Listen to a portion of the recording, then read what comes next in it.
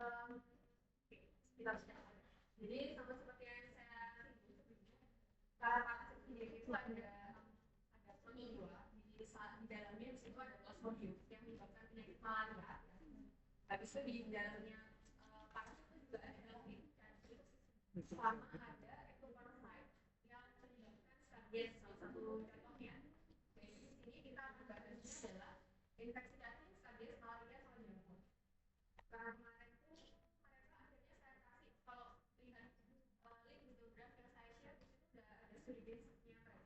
Itu infeksinya infeksi filariasis yaitu infeksi cacing. Jadi karena kalian akan mendapatkan kasus malaria, kita bahas malaria dulu. Memastikan kalian sudah dapat ini dulu, biar bisa menjadi studi base-nya.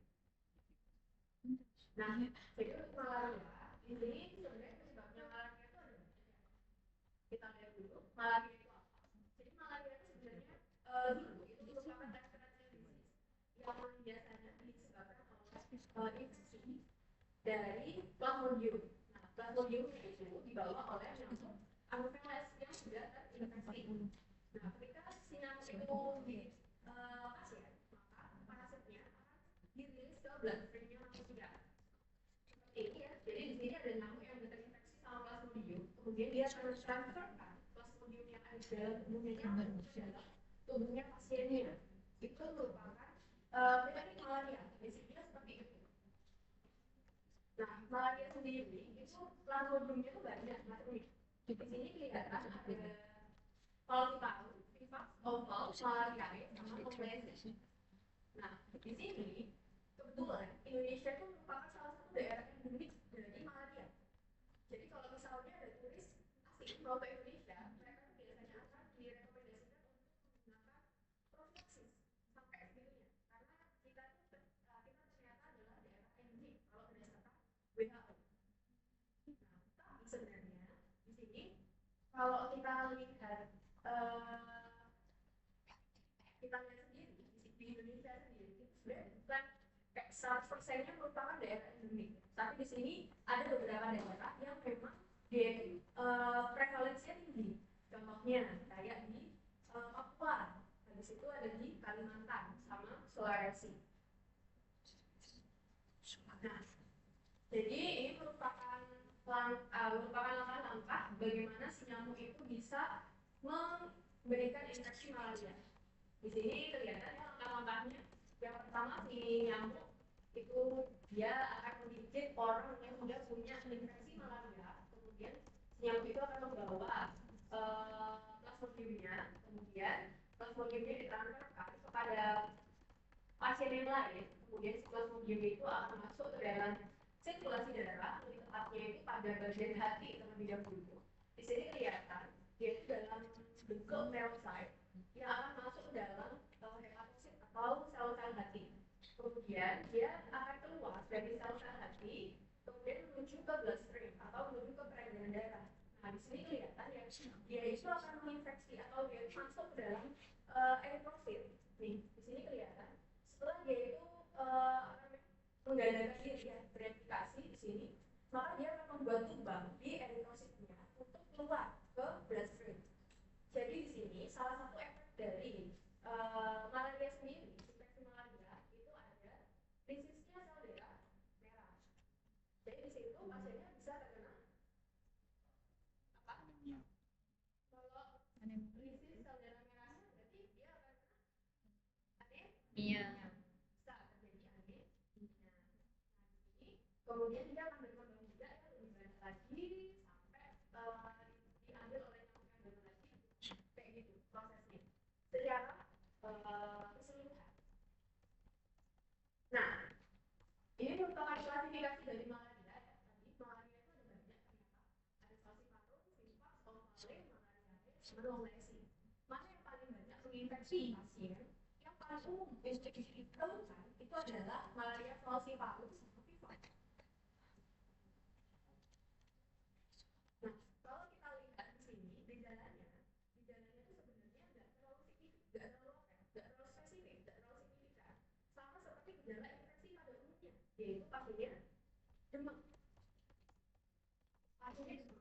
Di sini kelihatan semua malaria itu menyebabkan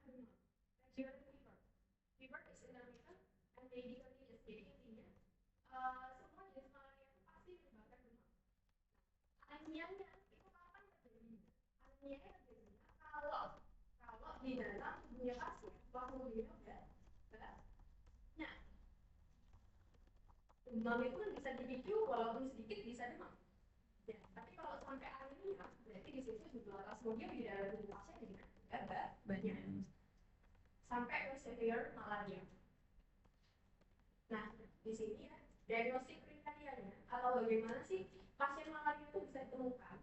Untuk teknisnya itu sebenarnya nggak tadi ya, dia itu tidak terlalu spesifik. Jadi cuma kayak demam, chills itu meriang, habis itu dia itu sweating, berkeringat, ya berkeringat banyak. Habis itu seringkali pasiennya itu sakit kepala, nausea, vomit, diarrhea, muscle ache. Itu kan nggak terlalu spesifik, maksudnya orang masuk angin pun bisa kayak gitu.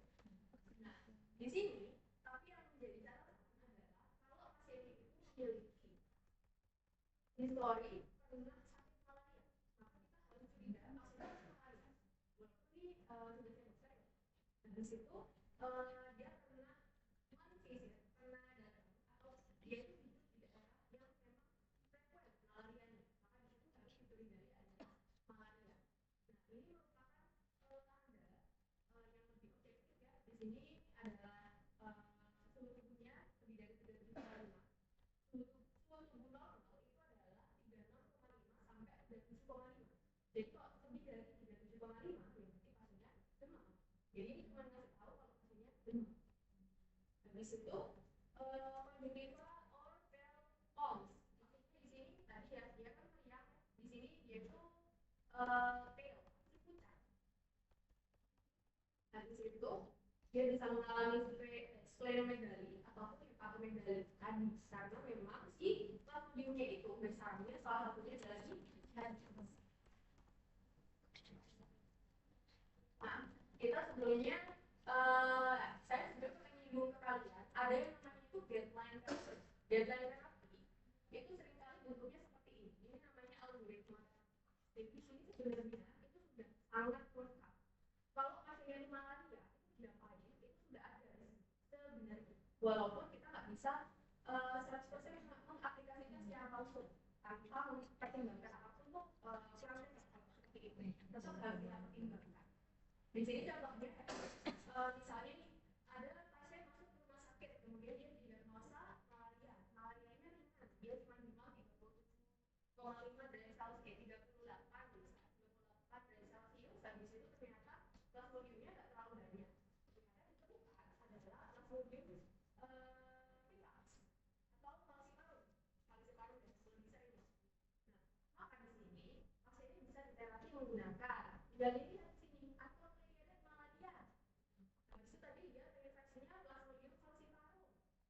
ini. Maka dia direkomendasikan untuk dilihat di situ di daerah sana dia itu sudah ada kasus resistensi kloroquine atau tidak. Kalau di situ ternyata banyak pasien yang udah diterapi pakai kloroquine tapi nggak mempan, maka di situ kloroquine udah nggak bisa lagi dipakai. Beda sama infeksi bakteri karena kalau ini faktornya itu sangat gampang buat nularin. Ya, jadi kalau ada plasmodium yang sudah resisten terhadap kloroquine, maka kemungkinan dia sudah dibawa sama nyamuk Anopheles tadi untuk menginfeksi orang lain. Gampang kan infeksinya dibandingkan sama infeksi bakteri. Jadi kalau misalnya di situ ternyata kloroquine sudah resisten, maka di situ kita nggak bisa lagi kasih kloroquine, maka kita kasihnya adalah ini. Ada karbonat, ada anovaquone dikombinasikan sama formulasi dan lain-lain. Gitu. Tapi kalau misalnya belum ada resistensi kloroquine di daerah situ, maka kita bisa rekomendasikan kloroquine atau induksi kloroquine. Ini adalah gambaran secara luasnya. Nah tadi ya Indonesia tuh kalau berdasarkan WHO, ini peta dari WHO ya, kita tuh termasuk ke zona endemik. Jadi di sini semua merah. Artinya siapapun yang mau ke Indonesia, kalau dia ngomong sama dokternya, pasti dikasih profilaksis atau terapi pencegahan. Ya, benar kan ya, profilaksis itu merupakan terapi pencegahan. Kalau ini kasusnya adalah terapi pencegahan, ada juga. Walaupun sebenarnya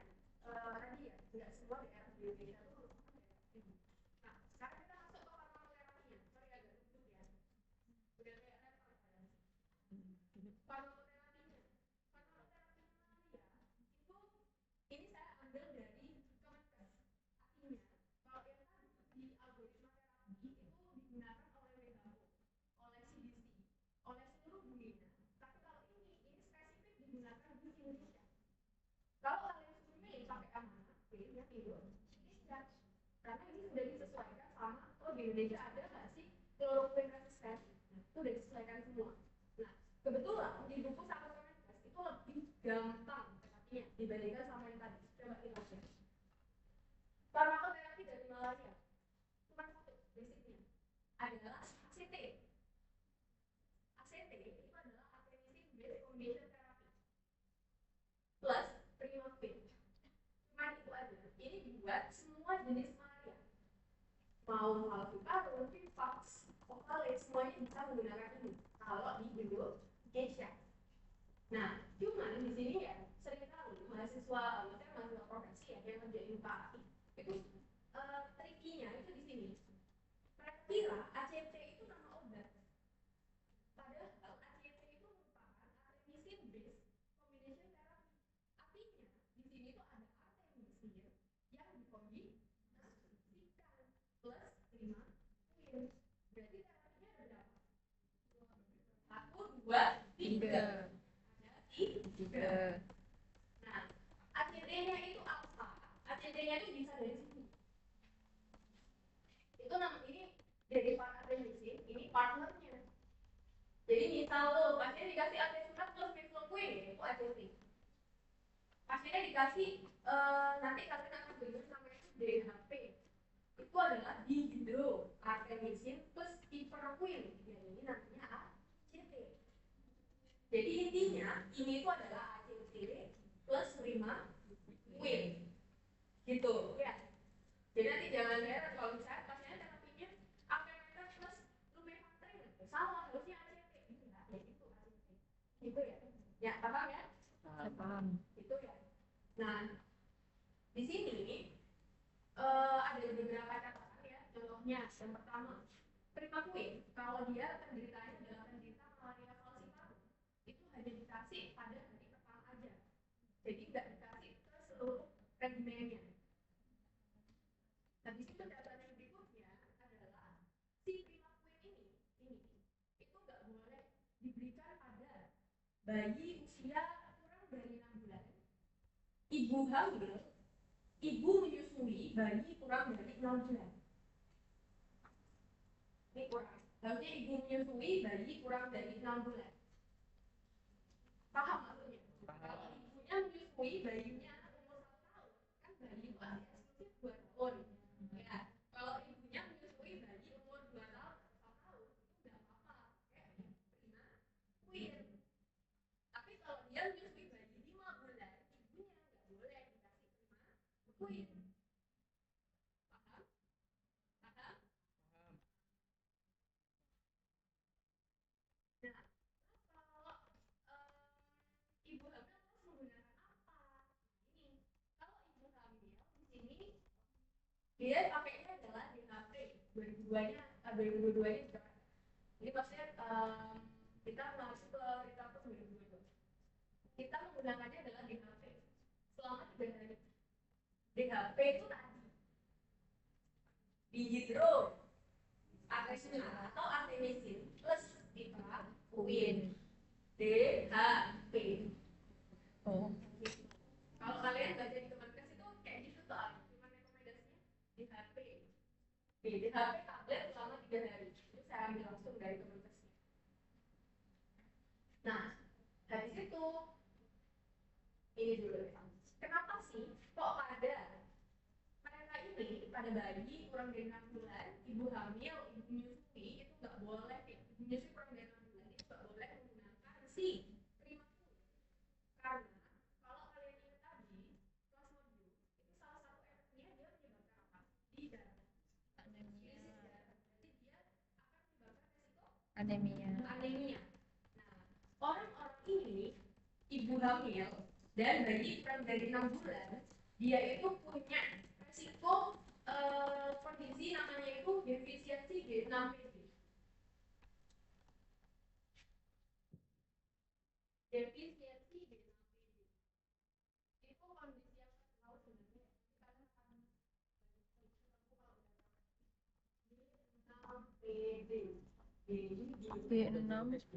G6PD.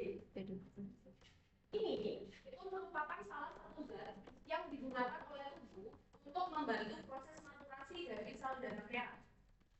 Artinya dari awal orang-orang ini itu dia sudah punya resiko anemia karena dia dari awal itu dia proses maturasinya bisa ada ganggu. Nah makanya yang pertama tadi malaria sendiri itu bisa menyebabkan anemia. Habis itu mereka punya resiko anemia dan obat ini itu dia malah menimbulkan defisiensi gitu di enam. Jadi kalau sampai orang-orang ini menggunakan primaquine, maka primaquine ini akan menurunkan B6 PD di tubuhnya pasien, padahal pasiennya dari awal sudah punya risiko penurunan B6 PD. Ditambah lagi dengan faktor si malarianya bikin anemia. Maka di situ risiko terjadi anemia lebih parah. Makanya kita nggak rekomendasikan untuk memberikan primaquine pada bayi usia kurang dari 6 bulan, ibu menyusui bayi kurang dari 6 bulan, dan ibu hamil. Gitu. Makanya tadi untuk ibu hamil sendiri kita rekomendasikan harinya DHP. DHP itu berarti hanya ACT aja selama 3 hari. Nah di sini kalau kalian lihat guideline internasional sama punyanya Kemenkes, itu sebenarnya ada perbedaan. Perbedaannya itu hanya pada trimester pertama. Orang hamil itu kan 9 bulan, itu 3 trimester. Namanya trimester ya, berarti satu trimester itu isinya 3 bulan. Trimester pertama berarti 3 bulan pertama dia direkomendasikannya DKP. Alternatifnya kalau berdasarkan CDC itu ada tabletina sama clindamycin. Clindamycin itu antibiotik yang ternyata punya efektivitas juga buat plasmodium. Gitu. Sedangkan trimester kedua dan ketiga semua menggunakan DHP. Nah, tadi sempat kita bahas terkait profilaksis. Ada beberapa daerah, kalau itu bukan lagi pasien ya. Kan kalau kita ngomongin antibiotik itu mengarahnya kepada pasien. Pasien kayak gimana sih yang perlu dikasih profilaksis antibiotik kan gitu. Tapi kalau di sini itu pasien yang mau tuh mana yang dikasih antibiotik, dikasih profilaksis gitu. Nah ini untuk ibu hamil yang sekiranya dia itu akan traveling ke daerah endemik, maka dia harus diberikan profilaksis. Profilaksis buat ibu hamil itu beda sama profilaksis pada orang biasa. Yang bisa digunakan untuk ibu hamil itu kalau nggak chloroquine itu mefloquine. Cuma dua. Kalau nggak chloroquine, mefloquine. Sedangkan tadi kita tahu bahwa Indonesia salah satunya itu dia sudah merupakan daerah yang resisten terhadap chloroquine. Akhirnya di situ rata-rata pasien hamil yang mau pergi ke daerah endemik itu harus menggunakan yang mefloquine. Terus dipakainya dari kapan sampai kapan? Nah ini lama dipakainya, mulai dari 1 sampai 2 minggu sebelum dia berpergian. Di sana dipakai, habis itu 4 minggu setelah meninggalkan wilayah tersebut. Berarti 1 sampai 2 minggu sebelum berangkat dia sudah menggunakan. Selama di sana dia menggunakan, habis itu 4 minggu setelahnya dia juga menggunakan.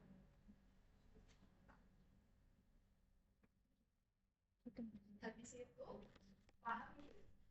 Paham. Iya, lama emang beberapa kan ada ya orang-orang yang traveling ke Indonesia karena keperluan pekerjaan, jadi itu kan nggak cepat ya, bisa sampai berbulan-bulan. Itu ternyata dia bisa dipakai sampai 1 tahun, beberapa media sampai 2 tahun. Habis itu, nah ketika malaria itu yang tadi kita bahas itu malaria ringan. Tapi kalau malaria ringan itu sudah diterapi menggunakan terapi yang seharusnya, ternyata dia tidak ada kuat, maka dia akan terdevelop menjadi severe malaria. Di sini untuk severe malaria, terapi yang direkomendasikan itu adalah atetunab. Tapi pemberiannya bukan lagi per oral, melainkan intravenous.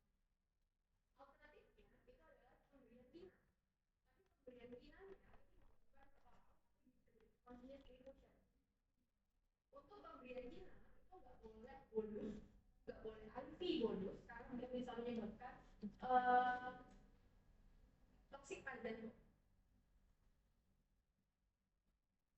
Sedangkan pada kehamilan itu sama ya, masih ada surat injeksi atau tunang. Ini sama berdasarkan CDC sama berdasarkan Kemenkes.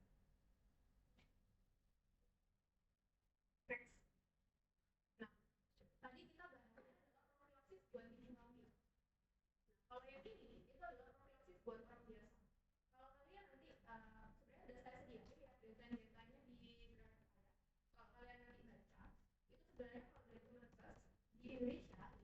di Indonesia itu hanya satu obat buat mencegah malaria, yaitu cuma ada doxycycline.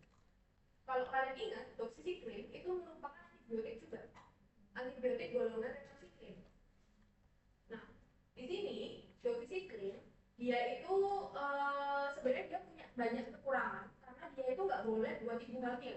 Yang pertama, golongan tetracycline itu nggak ada yang boleh buat ibu hamil karena dia bisa menyebabkan gangguan pembentukan biji sama tulang pada janinnya. Jadi nggak ada ceritanya tetracycline buat ibu hamil. Makanya tadi ibu hamil profilaksisnya menggunakan apa?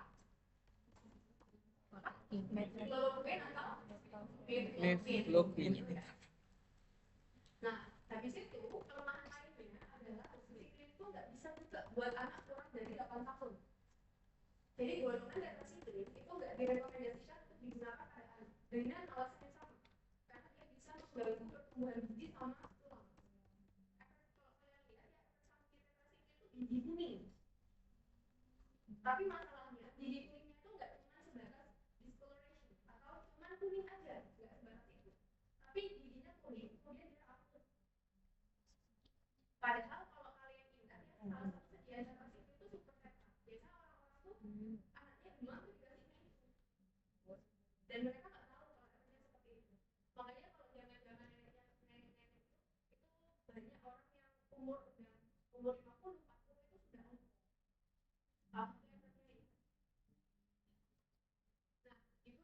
Jadi kalau untuk doxycycline sendiri itu digunakan pada orang dewasa biasa, ya yang nggak hamil maksudnya. Habis itu pada anak lebih dari 8 tahun itu masih boleh digunakan. Digunakannya kapan? Ini lebih enteng penggunaannya daripada mefloquine karena dia digunakannya itu 1 hari sebelum bepergian. Tapi kan 1 sampai 2 minggu tuh. Ini 1 hari sebelum pergi, habis itu digunakan selama di sana sampai 4 minggu setelah pulang. Habis itu, nah ini kalau di Kemenkes itu rekomendasinya sebaiknya konsumsi obat ini sebagai profilaksis tidak lebih dari 12 minggu. Sebenarnya nggak lebih dari 12 minggu. Cuman kalau berdasarkan penelitian sebenarnya dia bisa dikonsumsi sampai tahunan, 1 tahun 2 tahun. Kenapa nggak direkomendasikan? Kira-kira kok Kemenkes nggak merekomendasiin lebih dari 12 minggu? Kenapa? Logis banget, antibiotik itu nggak direkomendasiin lama-lama. Resisten. Resistensinya sebenarnya dia malah dikonsumsi dalam jangka panjang itu nggak memberikan ruang buat bakteri untuk resistensi. Ya kan ya? Sebenarnya iya. Tapi ingat nggak? Ada namanya efek samping. Dimana antibiotik itu dia membunuh bakteri. Salah satunya adalah bakteri paranormal di kayak gitu. Jadi dia bisa menyebabkan misal infeksi colitis. Habis itu yang paling sering dialami oleh pasien itu pasiennya diare. Ini jadi putih. Karena E. coli itu juga beberapa terbunuh oleh doxycycline. Akhirnya nggak ada yang membusukkan makanannya. Jadi keluarnya itu putih.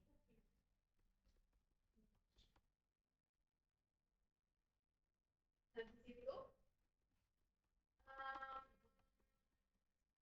nah untuk anak-anak sama seperti ibu hamil tadi, karena dia nggak boleh doxycycline.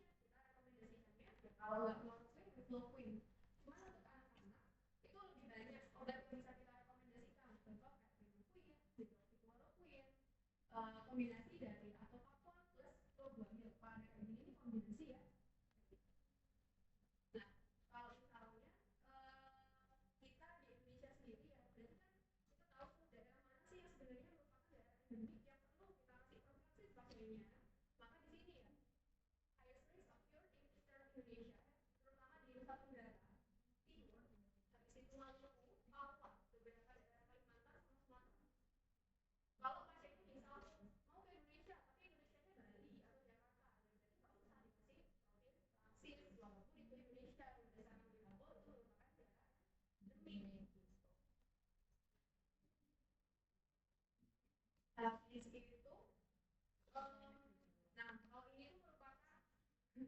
pilihan beberapa profesi yang lain kan. Tapi ini tahu aja nggak? Cukup tahu kan?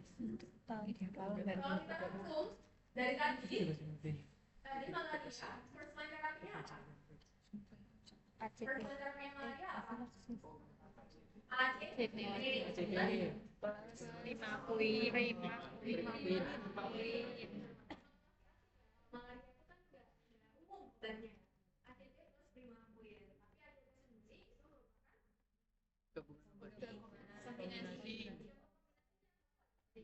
Pak. Piperaquin. Nah, itu kalau misalnya pasiennya itu hamil, maka apa yang harus dikasih? Primaquin enggak boleh. Yang nggak boleh dikasih apanya? Primaquin. Primaquinnya. G itu lintang PD. Lintang G6 PD. Menyebabkan maturasi darah merah. Menurunkan maturasi sebenarnya. Iya. Di situ kalau ibu hamil sama bayi kurang dari 6 bulan nggak boleh pakai primaquin, maka terapinya gimana? Chloroquine atau mefloquine. Oh, terapi. Kan? Tapi apa? Di HP. 3 hari. Kalau profilaksis orang biasa Dosiklin.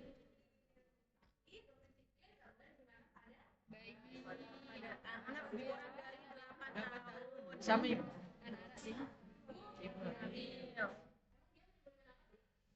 Gangguan pembentukan telur dan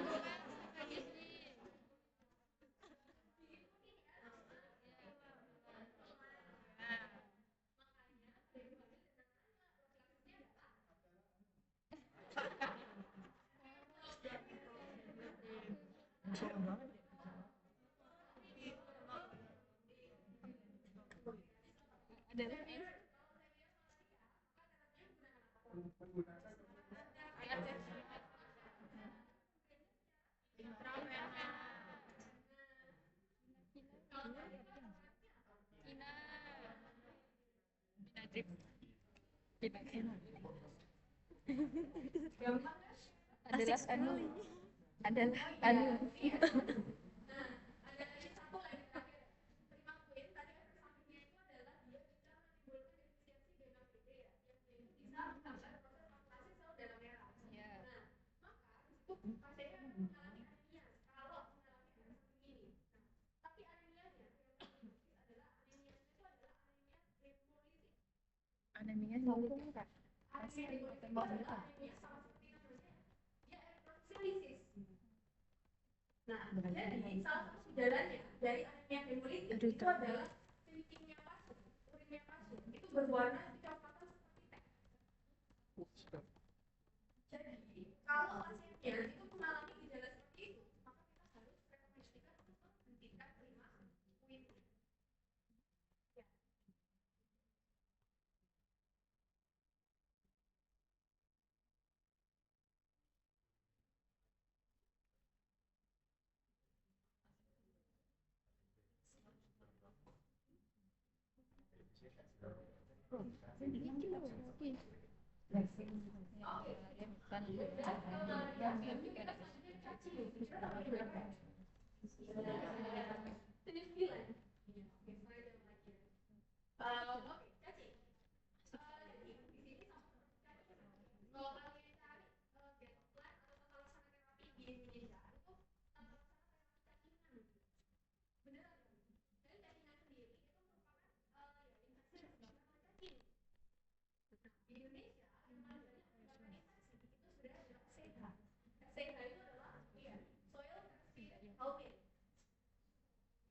Soil transpired helminth atau helminth cacing yang dia itu ditransmisikan atau ditularkan melalui tanah.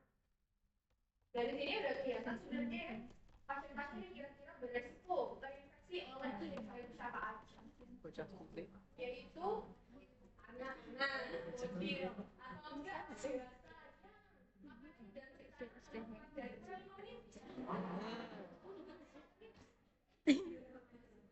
Safari. Nah,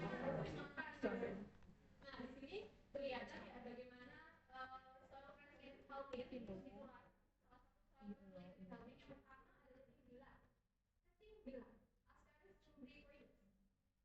Di sini sama seperti tadi kita bahas ya, itu yang awalnya itu ya berarti ada cacing di tanah. Cacing-cacingnya di tanah itu bertelur. Habis itu kalian udah ada pasien makan jatuh 25 menit ya. Ada tuh kena telur cacing. Kan makan sama dia. Eman-eman. Masuk ke dalam saluran cerna. Di saluran cerna, telur cacingnya itu akan menetas. Kemudian dia jalan-jalan kemana-mana. Dia bisa migrasi kemana aja. Dilihat, dia bisa masuk ke dalam otak. Dia bisa masuk ke dalam paru-paru. Dia bisa masuk ke dalam hati. Dia bisa masuk ke dalam usus hati. Kelihatan di sini gambarnya. 12 jari. Dia kalau nggak beruntung dia bisa masuk ke dalam usus buntu. Nah, habis itu gejalanya apa? Kalau itu gejalanya tergantung dari cacingnya itu ngapain.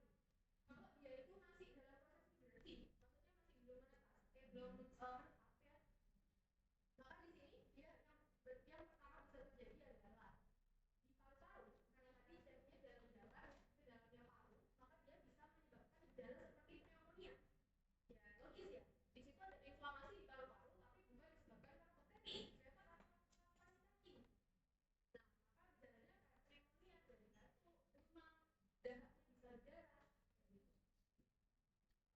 Habis itu, nah ini pneumonia yang disertai dengan eosinofil dan IgE yang meningkat. Namanya adalah Reumur syndrome. Ingat nggak? Cacing itu adalah parasit. Kalau dia parasit, yang akan meningkat leukosidnya adalah eosinofil. Kalau neutrofil terjadi peningkatan ketika infeksinya bakteri. Jadi pasiennya ternyata punya gejala kayak pneumonia, sehingga di paru-parunya ada inflamasi. Ketika dicek labnya, oh eosinofilnya yang naik. Bisa dicurigai adanya cacing. Gitu ya. Nah, ketika dia sudah menetap, salah satu tempat di mana cacing itu menetap itu adalah pada usus. Kalau cacing bilang itu dia banyaknya menetap pada usus halus. Nanti ada yang pada usus besar. Kalau ini pada usus halus, kelihatan ya. Kalau di sini dia pada usus halus, ketika jumlahnya sudah banyak, dia sampai bisa menyebabkan obstruksi usus. Jadi intinya cacingnya itu menggumpal, membuntui ususnya. Yang akhirnya sampai ke usus. Misi sulawesi ya. Jadi ini terjadinya kalau pasiennya itu udah banyak banget cacingnya, udah parah. Tapi kalau di sini itu sedikit cacingnya, malah agak jijik ya. Kalau di sini sedikit cacingnya, sebenarnya itu nggak terlalu kelihatan. Cuma kayak mual, muntah, diare atau konstipasi, cuma kayak gitu aja. Tapi kalau udah banyak cacingnya, baru kelihatan gejalanya lebih parah dari obstruksi usus tadi ya. Kalau dia masuk ke dalam usus buntu kan nggak ada apa-apanya. Jadi kalau banyak barang yang besar, maka dia akan menimbulkan inflamasi. Jadilah appendicitis. Kayak gitu. Jadi kayak usus buntu biasa, tapi isinya cacing. Habis itu, habis itu dia bisa menyebabkan kolestitis abses hati kalau dia menyumbat ke empedu. Karena tadi salah satu tujuan migrasinya cacing itu adalah ke hati. Nah, habis itu ketika pasien itu dalam kondisi demam tinggi, infeksi cacingnya sudah banyak biasanya, habis itu dia menggunakan obat, maka cacing yang kepanasan itu akan berusaha untuk keluar melalui apa? Bisa melalui mulut, atau hidung. Set lagi. Untuk puasa, habis itu terapinya menggunakan apa? Ini. Di sini kan kita lihat ya, itu terapinya soil reptile healing, yaitu terapinya gampang. Saya bilang gampang karena sama semua. Yang pertama, kalau nggak albendazole itu mebendazole. Ini merupakan first line terapi. Kalau nggak alben, meben.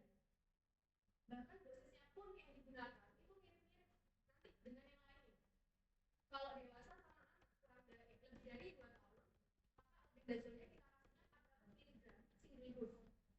dia itu single dose. Tapi kalau kurang dari 2 tahun, maksudnya 12 bulan sampai 24 bulan, maka digunakannya setengah dosisnya. Tadinya 400 kita reduksi jadi 200 miligram single dose juga, satu kali minum aja. Habis itu kalau mebendazole untuk dewasa dan anak lebih dari 2 tahun itu menggunakannya 500 miligram single dose. Jadi ini udah kelihatan ya pasien seperti apa yang lebih kita pilihkan mebendazole. Contohnya pasien-pasien yang umurnya kurang dari 2 tahun tapi terinfeksi cacing belang, maka kita rekomendasinya lebih ke albendazole. Karena di sini rekomendasinya buat mebendazole itu buat anak lebih dari 2 2 tahun. tahun. ini berdasarkan riset ya. Habis itu alternatifnya di sini ada piratel pamuat. Kalau piratel pamuat dosisnya tuh pakai RIS dan udah miligram per kilogram berat badan. Jadi mau itu dewasa ataupun anak kita tinggal konversi dari sini 10 sampai 11 miligram per kilogram berat badan dengan dosis maksimumnya 1 gram. Jadi kalau pasiennya misal bobotnya itu 110 kilogram, ya berarti kita nggak bisa kasih lebih dari 1 gram. Kita 1 gram itu 1000 miligram kan.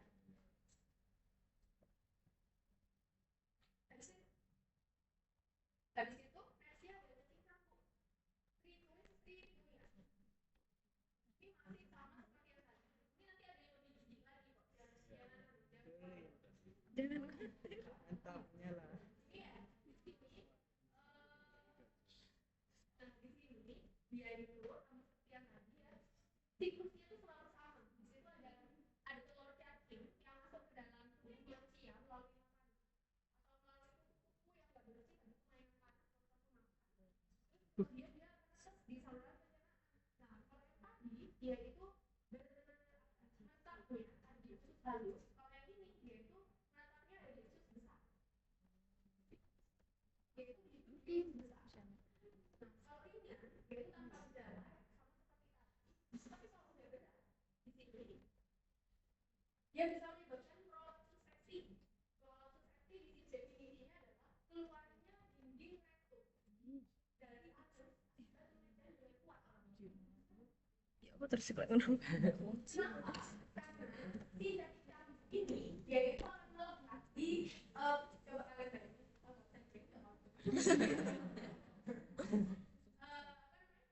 kalau kalian mau pup rektumnya juga kan kayak gini ya. Di sekelilingnya ditungguin pada tubuh ya. Ada cacing yang menggerogoti rektumnya pasiennya. Akhirnya di situ rektum yang harusnya buat ngeluarin pup segini, akhirnya dia akan bikin kecil karena di sekelilingnya tuh banyak cacingnya. Akhirnya pasien akan mengejar. Nah itu efek yang terjadi adalah prolapsus sepsi. Ini sebenarnya kalau lebih diterangkan yang meskipun jijiknya ya, tapi kelihatan bahwa ini ada anus ya sekelilingnya ini banyak cacing. Akhirnya pasien nggak bisa keluar dan dia hanya bisa Diangkat.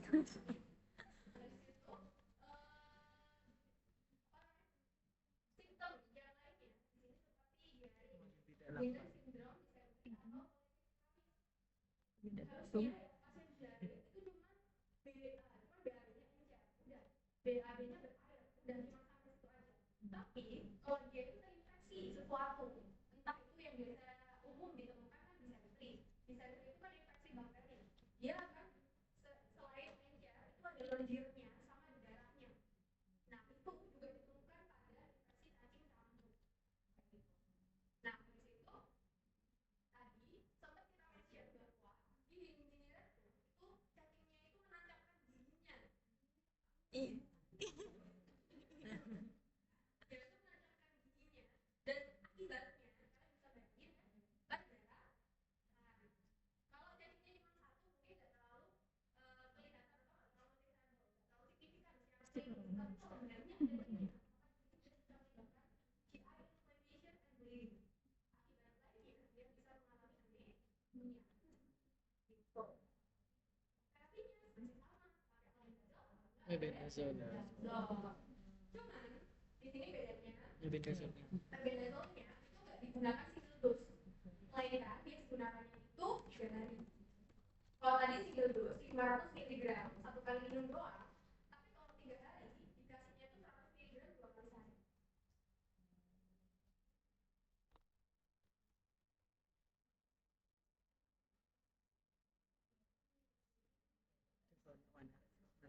Selama miligram 2 kali sehari selama 3 hari itu untuk cacing cambuk. Kemudian yang terakhir di STH di soil transmitted health itu ada cacing tambang. Cacing tambang itu ada dua tipenya. Ada Antilopsoma duodenale sama Necator americana. Cacing tambang ini agak beda sama cacing-cacing STH yang lainnya. Kalau tadi cacing-cacing yang lainnya dia itu pasif, maksudnya dia itu akan masuk ke tubuhnya manusia kalau manusianya itu masukin, ya kan? Tapi kalau cacing tambang dia itu lebih kecil. Kenapa? Karena di sini selain dia bisa masuk melalui usus, melalui oral, melalui makanan atau tanah yang tercemar, dia juga bisa masuk melalui kaki. Jadi kalau pergi di daerah cacing tambang itu biasa di daerah kaki, itu kalian hati-hati harus pakai sandal. Di sini ya, dia bisa masuk juga lewat kaki, menembus kulit kaki. Dia bisa menembus kulit kaki, kemudian dia menuju ke paru-paru. Habis itu dia menuju ke tenggorokan, baru dia masuk ke kerongkongan. Karena pada dasarnya dia akan tetap juga di bagian usus. Jadi dari kaki itu dia menuju ke ususnya itu lewat paru-paru. Nah, di sini dia itu akan menembus kaki ketika dia itu masih berdalam bentuk larva. Jadi di sini ketika stadium larva, gejala yang bisa terjadi adalah dog itch. Maksudnya adalah di telapak kakinya pasien yang ditembus oleh cacing tambang itu dia ngerasain gatal. Karena ditembus, ya kan? Habis itu kalau di situ cacing tambang yang masuk itu biasanya dalam jumlah yang banyak atau larvanya itu cenderung ukurannya lebih besar, maka itu dia bisa menyebabkan sampai ke lokal erythema, jadi sampai ke merah dan berat. Ternyata itu bekas teman-temannya cacing. Habis itu gejala yang lainnya seperti mual, muntah, ini kan masih basic ya. Nah ini infeksi faringeal, batuk, sakit leher, serak-serak. Jika pyloriformnya itu dia otot. Jadi kalau kalian ingat tadi gejala yang timbul itu lebih kepada gejala-gejala saluran nafas. Karena tadi cacing tambang yang masuk dia itu akan masuk dari paru-paru, habis itu ke tenggorokan, baru ke kerongkongan. Ya, berarti di situ itu kan ada fase di mana pasien itu akan menemukan adanya larva di saluran nafasnya dia. Makanya gejalanya itu lebih kepada gejala saluran nafas, batuk, serak. Habis itu ini pneumonitis ringan jika larvanya itu ke paru-paru. Karena tadi memang dia kan lewatnya ke paru-paru. Dan kalian jangan bayangin dia itu cepat ya jalannya. Dia itu jalannya lambat. Ya kan? Kan nggak langsung masuk sini habis itu langsung dia udah berhenti. Iya kan? Benar kan? Jadi selama dia traveling itu kan pasti akan menimbulkan gejala-gejala tadi. Betul. Nah, si cacing tambang itu mirip ya sama cacing cambuk tadi. Dia itu juga bisa giginya itu tajam ya, jadi dia itu bisa nempel ke jaringan-jaringan di tubuhnya manusia. Salah satunya tadi di usus. Nah, di sini dia bisa menimbulkan blood loss. Di sini perkiraannya satu ekor M. americanus itu akan mengambil sekitar 0,005 sampai 0,1 cc per hari. Kalau duodenale itu bisa mengambil 0,8 sampai 0,34 cc per hari. Itu satu ekornya. Tapi kalau pasiennya misal terinfeksinya kayak gini, itu ada berapa nih? Ini cuma di satu bagian aja sudah kelihatan banyak cacingnya. Apalagi kalau di bagian lain sama banyak, berarti dia bisa mengalami blood loss yang lebih banyak. Nah, maka dari itu kalau untuk terapinya cacing tambang, karena blood loss-nya itu lebih signifikan dibandingkan cacing cambuk yang tadi, maka di sini kita rekomendasikannya salah satu terapinya adalah FP supplementation atau suplementasi menggunakan zat besi.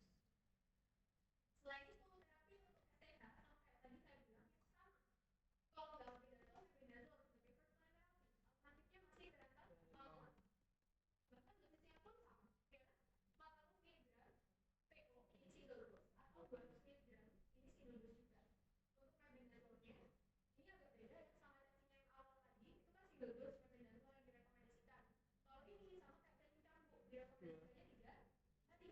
Kalau 3 hari, maka dosisnya menjadi 100 mg 2 kali sehari.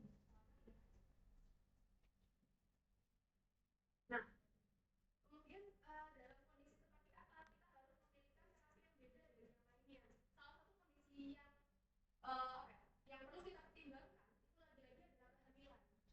Karena pada kehamilan di sini albendazole itu nggak direkomendasikan. Albendazole itu ternyata sudah ditemukan bahwa dia itu teratogenik di hewan uji. Kan kalau kalian udah faktor kan ya, udah faktor kan ya. Kalau dia ditemukan teratogenik pada hewan uji, kan dia ditemukan bisa menimbulkan abnormalitas pada janinnya hewan uji. Tapi belum ada data albendazole apakah dia itu bisa menyebabkan teratogenisitas pada manusia. Logis, siapa yang hamil yang mau diuji? Ya, kan benar juga harusnya. Iya kan? Nah, yang lainnya, mebendazole itu masih C. Kalau C itu artinya dia itu ada resiko menyebabkan abnormalitas pada janinnya hewan, tapi belum ada percobaan pada ibu hamil manusia. Resiko abnormalitas sama terjadi teratogenesis itu beda. Kalau teratogenesis itu berarti siapapun yang dikasih itu pasti akan abnormalitas, jadi udah pasti. Tapi kalau resiko bisa aja enggak. Dan resiko abnormalitas tuh enggak seserem misal dia lahir buntung kakinya nggak ada atau tangannya nggak ada, nggak selamanya seserem itu. Bisa aja resikonya dia bisa menyebabkan anemia pada hewan ujinya, itu juga resiko. Maka dari itu untuk mebendazole sama piracetam atau masih C itu masih bisa direkomendasikan untuk ibu hamil. Oke, selanjutnya tadi jelas plasmid atau helminth cacing yang masuk melalui soil. Kalau yang ini adalah vector-borne, artinya cacingnya itu masuk ke tubuhnya manusia melalui vektor. Vektornya itu biasanya kalau nggak nyamuk, lalat, tapi juga ada nanti ada vektor yang lain yang kita bahas adalah yang nyamuk sama lalat dulu. Ya ini lebih belajar. Nah, ini yang pertama adalah filariasis.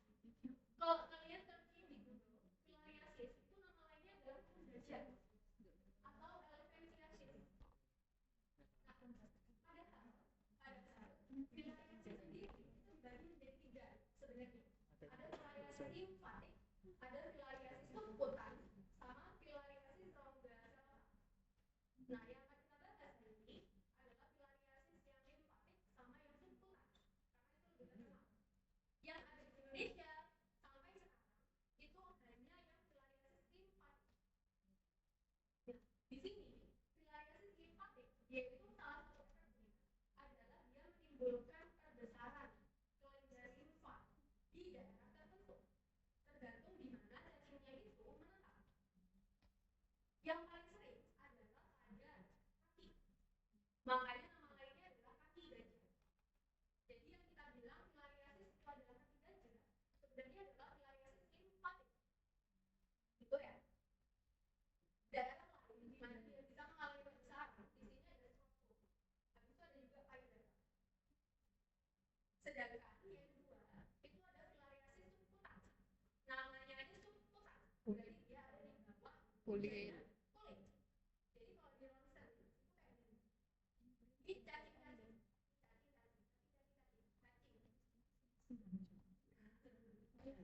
Jadi pasiennya itu mengalami gejala seperti asam urat ya, tapi dia itu nggak ada asam uratnya, asam uratnya ada. Setelah di ronsen ternyata itu cacing.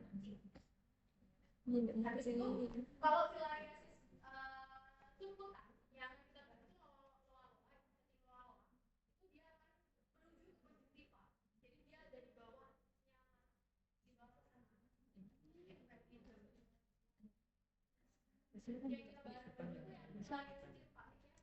Jadi untuk filariasis limfatik di sini yaitu bisa disebabkan oleh 3 jenis cacing sebenarnya. Yang paling sering itu adalah W bankrupti. Di sini kelihatan yaitu responsible terhadap 90% dari kasus filariasis. Dan di Indonesia pun yang paling banyak menyebabkan juga ini W bankrupti. Nah, untuk Yaitu gejala yang paling sering kali ditemukan itu adalah ketika pasiennya sudah mengalami lymphedema of legs atau dia itu sudah mengalami perbesaran kelenjar limfa di bagian kaki. Makanya nama lainnya adalah kaki ganja. Sedangkan gejala yang lain itu sebenarnya beberapa tidak terlalu spesifik, kayak pasiennya demam, pasiennya menjadi lemas. Nah itu nggak terlalu spesifik ya. Baru kelihatan ketika sudah ada perbesaran limfa. Padahal adanya perbesaran limfa itu sudah merupakan gejala kronis dari filariasis limfatik. Nah, untuk diagnosa bagaimana kita bisa menemukan filariasis limfatik itu adalah dengan mengambil darah perifernya pasien harus ketika malam hari. Kenapa ketika malam hari? Karena dia itu ketika daytime atau pagi hari dia akan menuju ke kelenjar limfanya. Jadi dia baru akan migrasi ke darah itu ketika malam hari. Waktu dia sudah pagi balik lagi ke limfa. Kayak gitu. Habis itu, nah ini sebenarnya itu apa sih hidup dari filariasis habis sudah cari yang lain sebenarnya mirip ya. Cuman kalau filariasis karena memang ada faktor genetik, ya berarti itu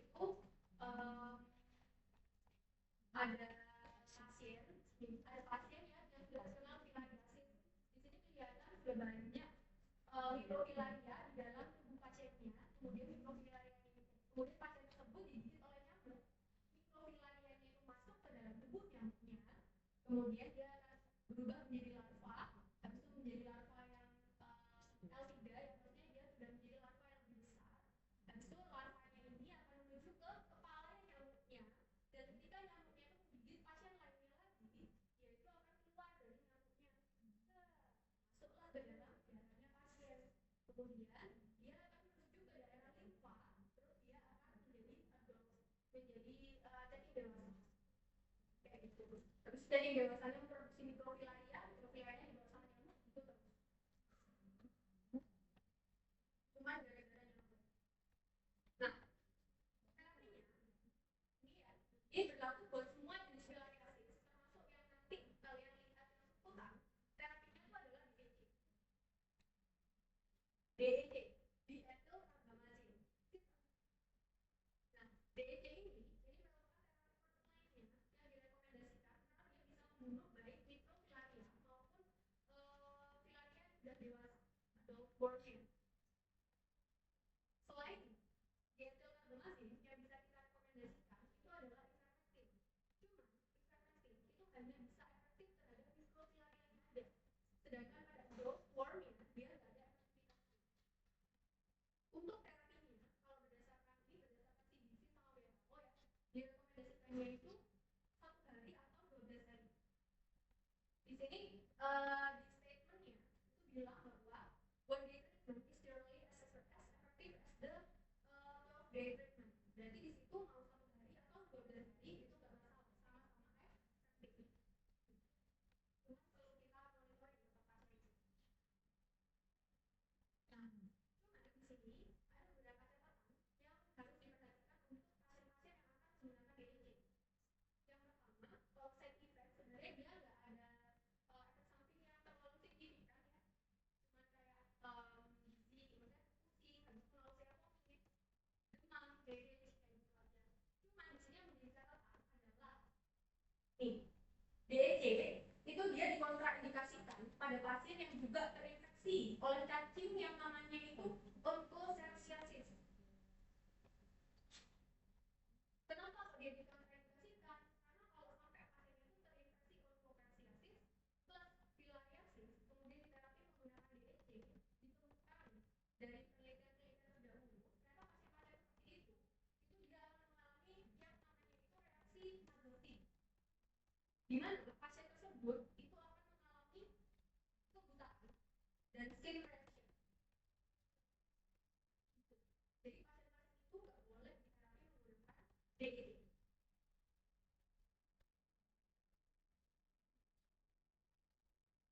Kemudian yang berikutnya adalah loriasis atau A-worm. Tadi ya yang di gambar pertama. Jadi untuk loriasis cacingnya itu namanya loa-loa. Dia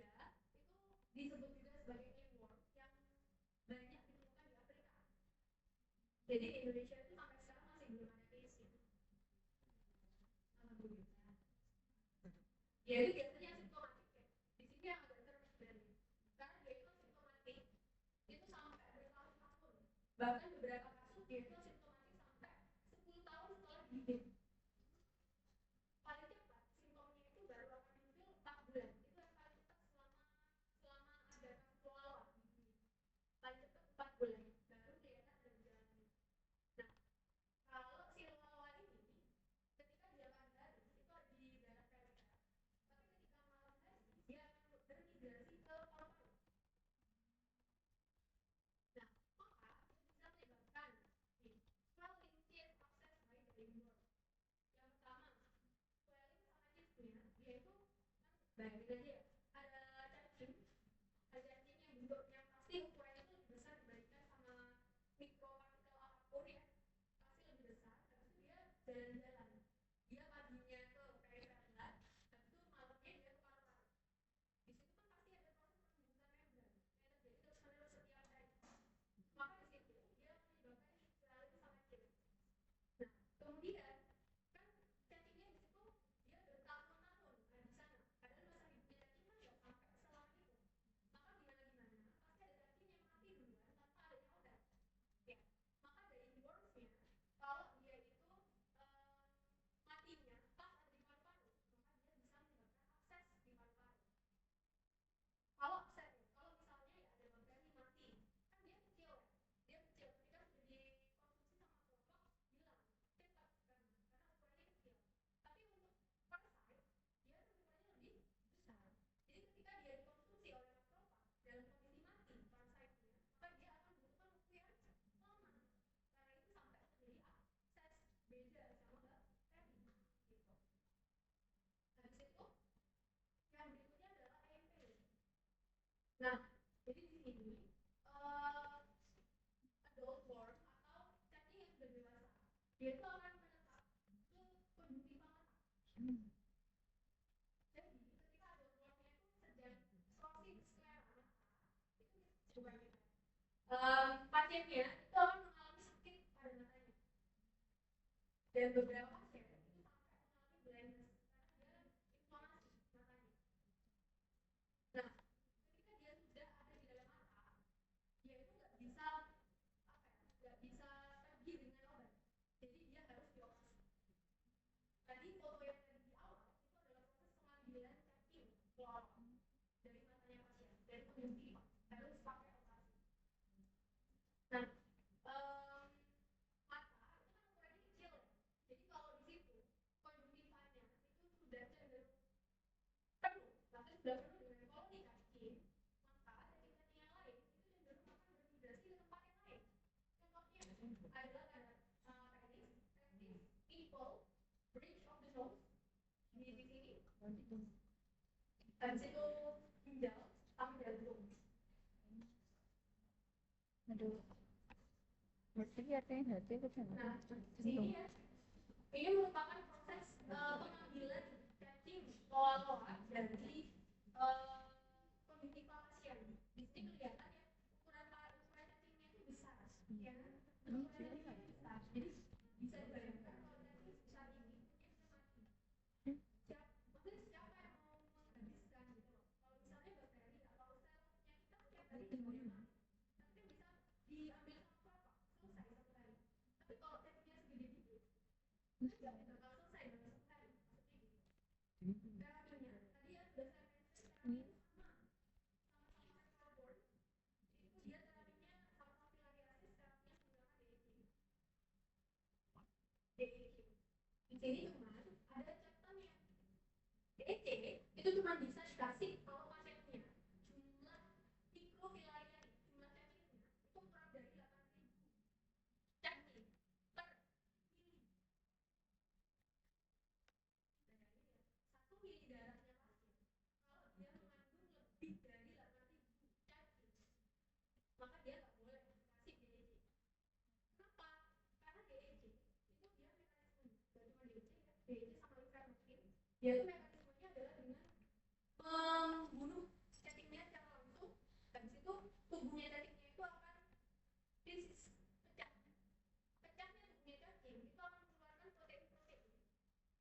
yang nantinya itu akan harus disaring oleh ginjal. Nah, karena terlalu banyak cacingnya, maka terlalu banyak protein yang dilepaskan, maka terlalu besar kerjanya ginjal. Akhirnya, kalau pasiennya udah banyak cacingnya, lebih dari 8.000 per mili, dia bisa menggunakan DHC atau ivermectin yang tadi bisa memecah cacingnya dan menghasilkan protein. Pasiennya bisa mengalami gagal ginjal. Nah, terus pasiennya menggunakan apa? Dia menggunakan namanya aferesis. Kemudian setelah mikrofilarianya kurang dari 8.000 per mili, baru dia harus menggunakan DEC.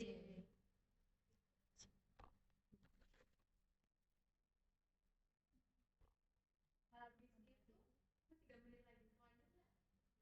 Udah. Udah. Kalau udah nanti kasusnya kalian saya kasih habis ini, oke? Saya upload juga ya di drive. Itu nanti kalian kerjakan. Nah, habis itu mumpung ini. Nanti setelah pengerjaan itu kan udah lihat case-nya yang dikasih ke kelas enggak? Belum. Sudah lihat? Sudah. Ya, lihat aja belum. Kan itu ada kayak satu AP, kan ada beberapa pertanyaannya tuh. Nanti itu kalian jawab, habis itu kalian minggu depan diupload ke RMB, kemudian kalian print sampai buat dibahas di sini. Jadi besok kita minggu depan kita lanjutin pembahasan ini. Belum. Terus bahas kasusnya. Karena kasusnya saya kasih nanti cenderung simple. Jadi kita bisa kalau pembahasannya sama seperti yang waktu itu yang sepakati ya, nanti kalian akan saya tanya gimana gitu. Habis itu apa lagi ya? Tapi ini enggak ada kelas. Iya, dia di upload di RMB satu di print. Maksudnya kayak sendiri Untuk variasi itu sama memang juga subject tersebut cacing. Ini malaria sekarang. Ini malaria. Dia suka Dadah. paper lagi. Dadah. Dadah guys. Bye.